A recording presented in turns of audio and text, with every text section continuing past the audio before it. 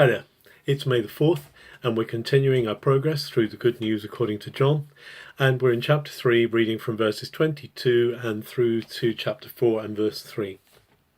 So in chapter 3 here, we find that there is a report of Jesus and his disciples baptizing more disciples, baptizing others. Now, later on, John mentions that it's not Jesus who's doing the baptizing, but it's actually his disciples. Anyway, whatever happens, there seems to be some dispute here about the purity or the right purification level of the water that's being used. And someone goes to John the Baptist, who is obviously already in a baptizing ministry, and they complain to him saying that Jesus is kind of doing this, and should he be authorized to do this?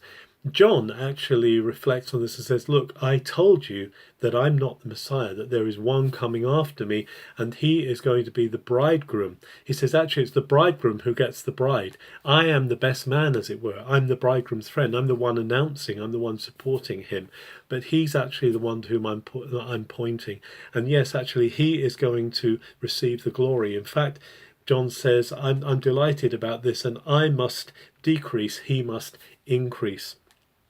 And so there's this realization that the disciples of Jesus are growing in number, and they're exceeding the number of disciples that John has. But John the Baptist is basically saying, I'm delighted about this because this is what I knew would happen, is that Jesus is coming. He is the Mashiach. He is the Messiah. He is the anointed one. But at the beginning of chapter 4, we read that when Jesus learns that the Pharisees, who are kind of the religious police, the authorities who could cause trouble for him, when they realize that he is gathering a big following and growing more disciples than John was, Jesus withdraws from Judea and he heads north, so that he's not being in their way, or he's not going to be in the direct gaze of the Pharisees. And that brings us into the next part, where he passes through Samaria, which is between the southern part, which is Judea, and the northern part, which is Galilee. And as he passes through, he's going to have this encounter.